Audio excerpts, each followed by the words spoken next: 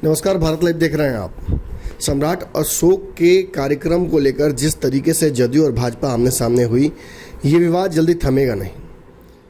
सीधी बात है, जहां लव कुश समीकरण नीतीश कुमार मानते हैं कि उनके पास है और इसको लेकर उपेंद्र कुशवाहा को एक बड़ी जिम्मेवारी भी दी गई है, वहीं भाजपा अब अपने हर सहयोगी के छोटे समीकरण को, राजनीतिक समीकरण को, जातीय समीकरण को एक सूत्र में बांधने की तैयारी में लगी हुई है। भाजपा जानती है कि इन छोटे दलों का जो छोटा समीकरण है वो हिंदू डिवाइड में ही क्रिएट किया जाएगा। कहीं ना कहीं हिंदू पोलराइजेशन करके हर राज्य में भाजपा जीत रही है और उसे लग रहा है कि इसी समीकरण पर वो बिहार में भी सरकार बना लेगी।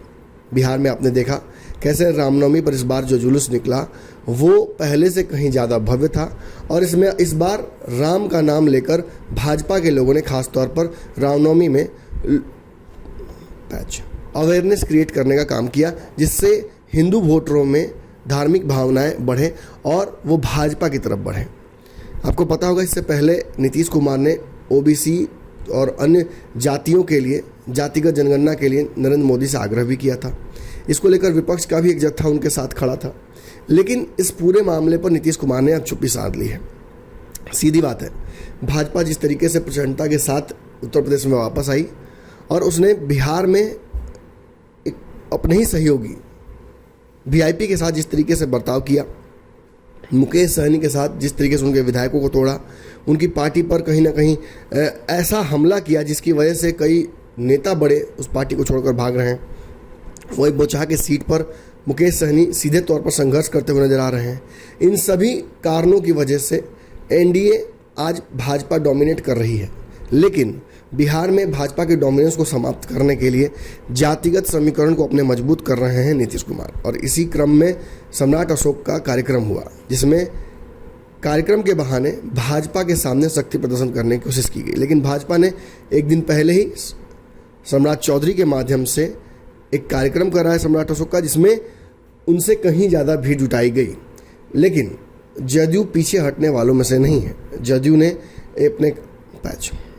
ने अपने कार्यक्रम के माध्यम से भीड़ जुटाई या नहीं ये तो नहीं बता सकते हैं, लेकिन इतना जरूर लेकिन जदयू ने अपने कार्यक्रम के माध्यम से और कुछ किया हो या ना, लेकिन इतना जरूर किया कि भाजपा को एक स्ट्रांग मैसेज जाए कि वो अपने समीकरण को बचा कर रखने वाली है और वो भाजपा के सामने झुकने वाली नहीं है। इसी कड़ी में दो बयान बड़े महत्वपूर्ण हैं। एक, ललन सिंह ने स्पष्ट कर दिया कि नीतीश कुमार सीएम की कुर्सी पर बने रहेंगे और वो हटने वाले नहीं हैं।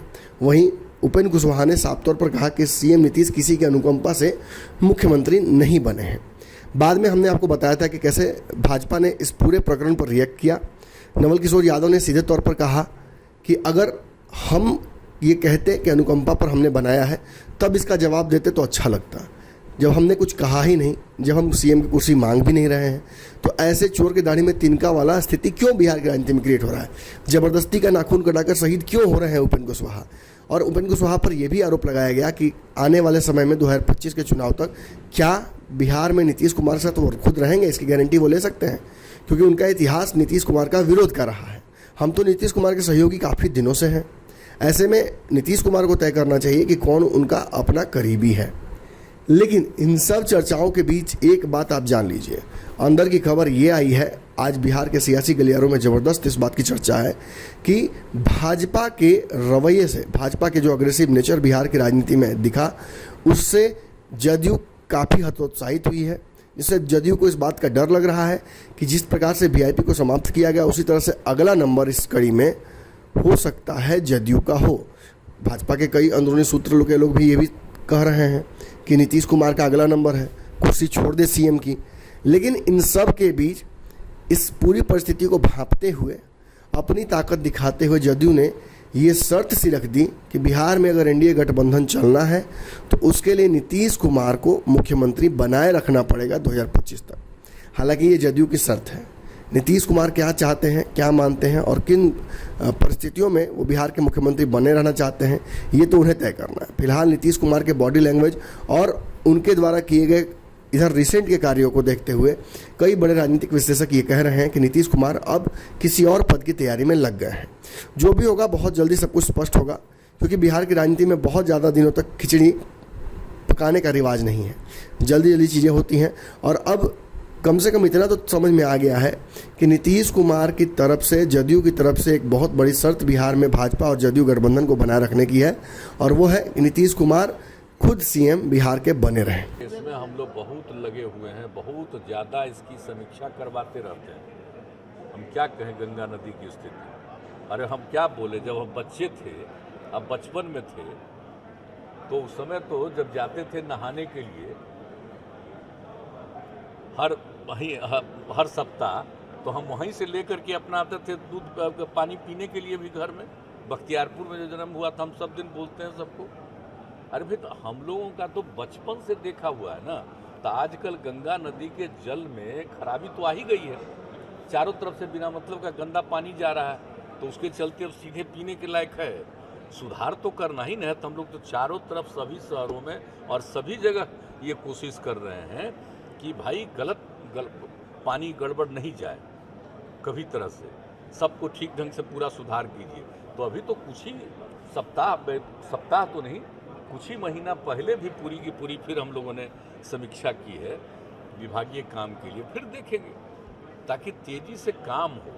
कभी कभी काम में अगर विलंब होता है तो स्वाभाविक है कि पानी में गड़बड़ी तो रहेगी। तो हम लोग तो चाहते हैं कि पानी में कोई गड़बड़ी नहीं हो, पानी एकदम स्वच्छ हो।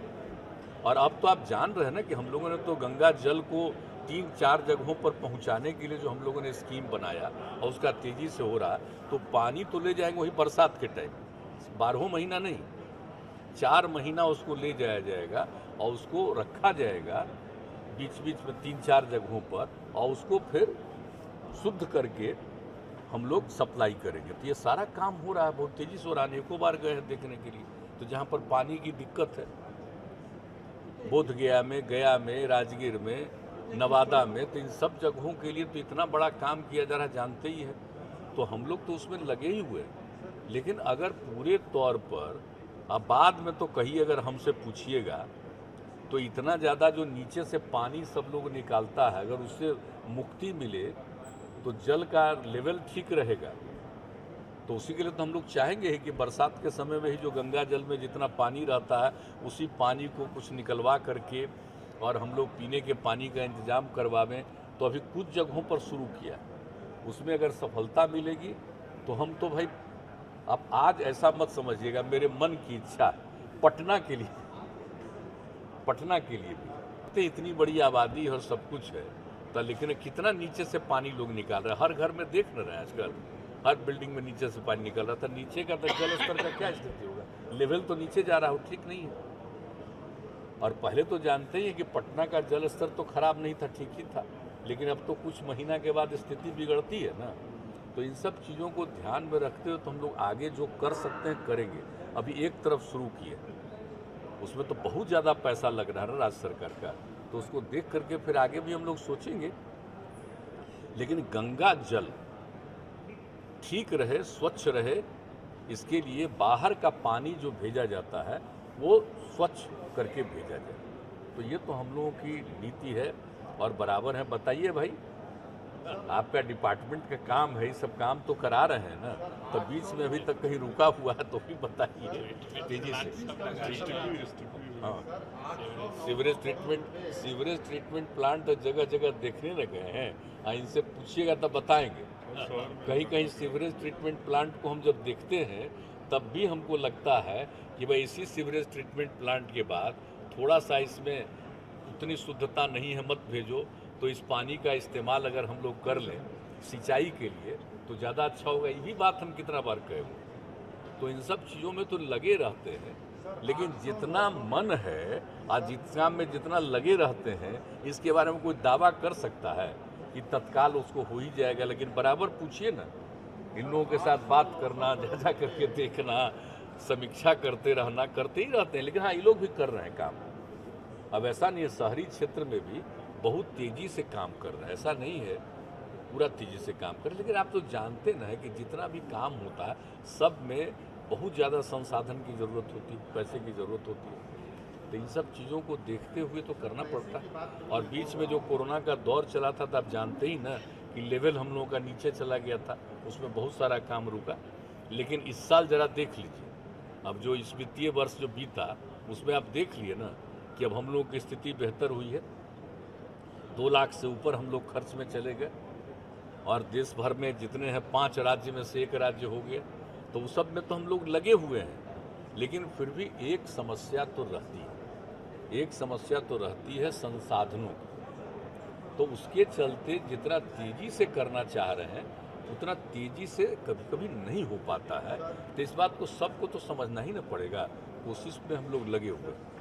संसाधन की बात तो मैं बोल रहा हूँ, 800-900 करोड़ रुपए पिछले 4 साल में यूज ही नहीं हुए नमामि। अगर ये वीडियो पसंद आई और वह बिहार के राजनीति और बिहारियत से सरोकार रखेनी तो सब्सक्राइब बटन दबा के चैनल के सब्सक्राइब कर ली। ओजे एगो घंटी बा, ओकरा बटन दबा देला से कुल सटीक और मारक खबर रुआ मुफ्त में मिल जाई। अगर रुआ पत्रकारिता के हमनी के नया प्रयोग में सहयोग कर चाहतानी तो ज्वाइन बटन दबा दी। पेटीएम नंबर नोट कर ली 9386816700। धन्यवाद।